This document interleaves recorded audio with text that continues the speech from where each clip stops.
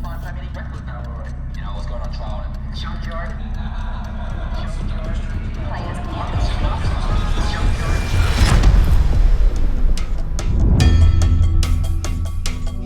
For most of us, a big reason that we fail to live up to our potential is because we procrastinate.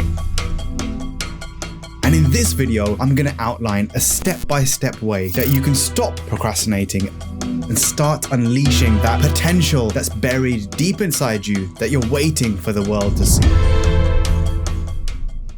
Now, the first step is actually nothing to do with your own motivation or skill. Most people, when they're trying to move forwards in life, they waste the majority of their energy on the wrong areas, leaving us frustrated and stagnant. We try and focus our energy on why this matters, why we're failing to act, why we should change. But actually, a much easier place to start is to simply eliminate your distractions. Look around right now as you're listening or watching. You're actually aware of the distractions in your environment around you. How many tabs do you have open in your browser window? How many notifications and alerts are signaling for your attention right now? Just remove all the distractions and lock in on the one thing that's most important right now. And by doing this, you will ascend to a higher plane of focus and self-mastery. I'm not saying you need to do that forever, but try it out.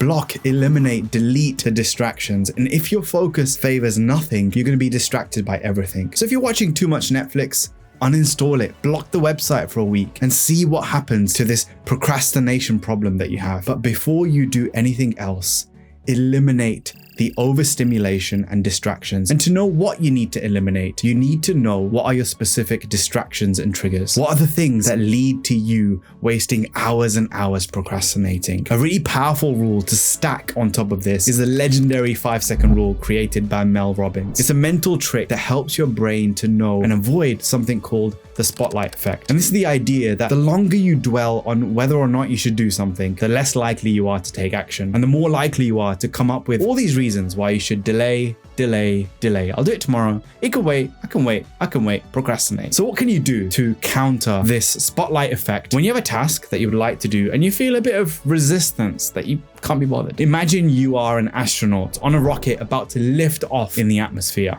about to lift off into your ascension. And that countdown timer is going off. 5, 4, 3, 2, 1, and on go you get started. So try this out. Count down like you are mission control and lift off with that task or project or uncomfortable thing when your counter hits 0 and make it a habit that you never ever miss. Step number 2, and the reason that most people procrastinate on progress is because you have a poorly defined goal. You know you've got a lot of work to get done, but what does that actually mean? Be specific. Which work do you need to do? What are the steps involved? What is the barrier that you feel? And if you have some work or projects to get done, don't let your mind hide behind vague generalizations and let it live in your head. Be extremely specific. Write it down, break it down. Do you need to map out that project? What does that involve? What is it exactly that you need to get done? What's the first thing you need to do to get started? And what's stopping you? Focus in on that. To get started, I need to write my ideas down and I need to find this thing and this software,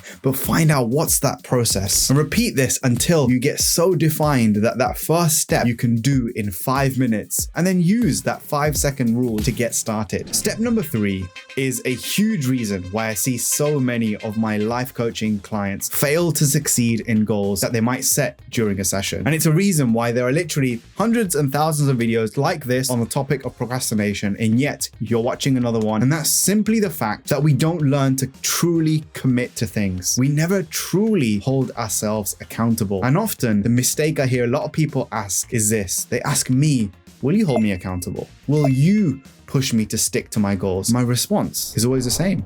No, I want you to hold yourself accountable. I want you to take ownership over that, because I don't want to be this exterior thing that pushes you. I want it to come from within, that integrity and spirit. Imagine what could be possible if you build that type of mindset. And I want to share one quote with you that really epitomizes this idea. When an egg breaks from outside, life ends. When an egg breaks from inside, life begins. And in the same way, when you rely on other people, other forces, other videos, other things to keep you accountable, it takes away your personal power. It leaves you weak. But when you have your own level of accountability and integrity and motivation, it lifts you, it promotes you. And there's only one person who can help you overcome procrastination, that can help you walk this path. And you know who that is. It's you.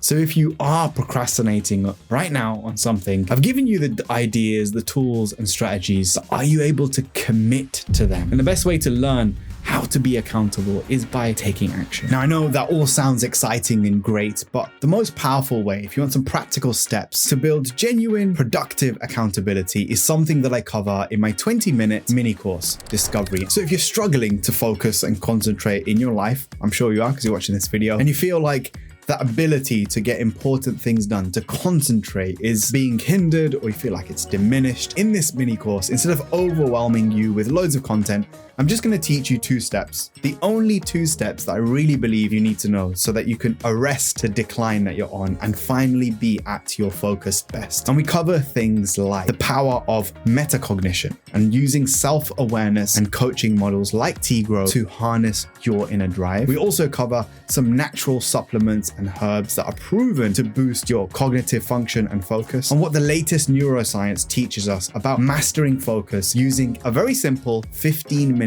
mindfulness technique. And best of all, you can get through this whole mini course and start applying these things in just 20 minutes. It's very low cost, so if you're interested, click on the link in the description and join today. Step number 4 is reward. We live in a culture that promotes productivity and positivity, but it's also important to remember to relax, to reward ourselves and pour back into ourselves and our lives. So what's the best thing you can do to reward yourself, not just at the end of it, but during that task? What could be something that you look forward to? It doesn't have to be anything huge. It doesn't have to be complicated. It could simply be, I'm going to watch My Hero Academia when I finish my work. I think many of us forget, a lot of these videos that I see online on YouTube, etc., is that a routine that isn't rewarded is a routine that's not completed. The cycle of habits themselves, you know them: cue, routine, reward. So just as you get a reward of dopamine from checking your phone or watching your favorite TV show, how can you use that in your own life? What could you do to reward yourself for taking the right course of action today? The next step is the most tricky. It's making it a routine. It's easy to do these things once. But what the greats, the individuals who really live life wholeheartedly and feel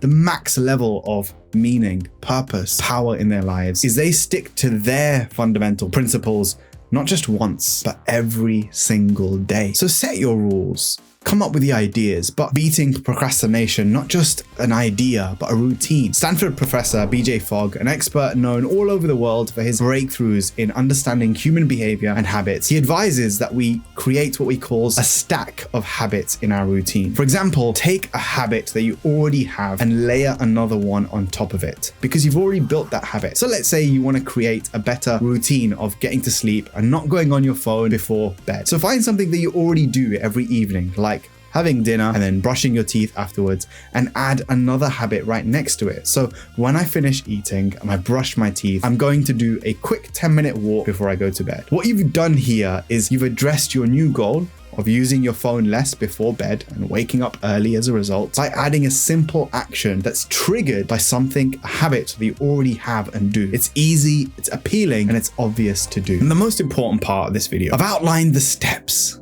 What are you going to do with this information? Are you going to forget it in 10 minutes, maybe even 60 seconds? Or are you going to commit to it? Commit to starting a new way of living in 10 minutes. That's all it takes. If you're trying to succeed with overcoming procrastination, it really boils down to is learning to love and put up with doing things when you don't feel like it, when it's uncomfortable, to learn more about those things and how overstimulation is changing the way your brain is wired. Click here to watch another video. Peace.